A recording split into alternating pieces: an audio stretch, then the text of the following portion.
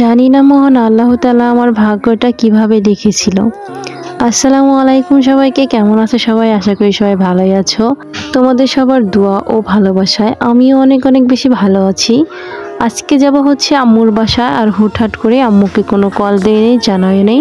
আর আমার মেয়ে দেখো কতটা এক্সাইটেড, সে উল্টো পাশে সিথিটা কেটেছে, তো সে নিজে নিজেই কিন্তু আজকে রেডি হয়েছে, সেজন্য এই অবস্থা। আর আমি মানে যদি বলি যে আমি ওর নানা বাড়িতে যাব, ও কিন্তু আমার চেয়ে আগে রেডি হয়ে ঘোরে। আর আজকে ড্রেসটাও মানে অনেক বলে কয়ে একে পরাইছি আমি, সেজন্য বলতেছিলাম আম্মু তোমাকে অনেক ভালো লাগতেছিল।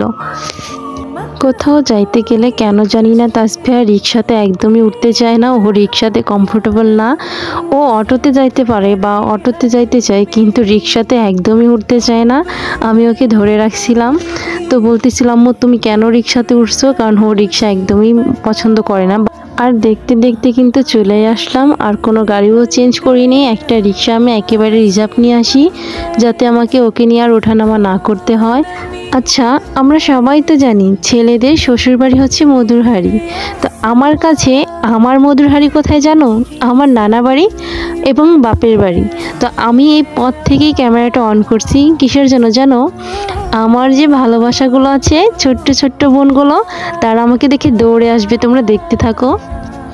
এটাই হচ্ছে ভালোবাসা, আমার দিকে দেখতে না দেখতে আমার বোন দৌড়ে চলে আসে আমার কাছে।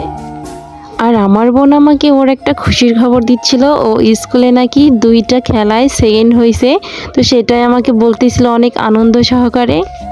আর আজকে মূলত যে কারণে আসা, এই যে আমার দাদি চাউল ঝাড়তেছে, আমি আসছি কিছু চাউল নেওয়ার জন্য বাসা থেকে। আমি কিন্তু কুলো দিয়ে এভাবে এত সুন্দর করে ঝাড়তে পারি না, সে কারণে আমার আম্মু আমার দাদিকে দিয়ে ঝাড়িয়ে দিচ্ছিল। আর তোমরা আমার মতো কে কে পারো না সেটাও বইলো। আর আমার আম্মু এখানে কিছু পাঙাশ মাছ কিনছিল, তার নাতনি গেছে, তো সেই কারণে সেই মাছগুলো দেখে আর কি তার নাতনির জন্য দিয়ে দিচ্ছিল, কারণ তাদের একমাত্র নাতনি বলে কথা।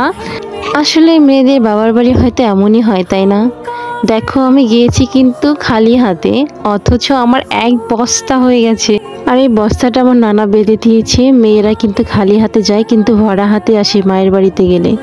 তো আমার ফ্যামিলিকে নিয়ে আমার কিছু বলার নাই, কারণ তারা এত পরিমাণ সাপোর্ট আর ভালোবাসা আমাকে দেয়। আমি একটা ভিডিওতে বলছিলাম কল্পনার থেকে আমি বাস্তবে একটু বেশি সুন্দর বা ভালো আছি। সত্যি কিন্তু এটাই, মহান আল্লাহ তাআলা অনেক বেশি ভালো রেখেছে আমাকে। আসসালামু আলাইকুম সবাইকে।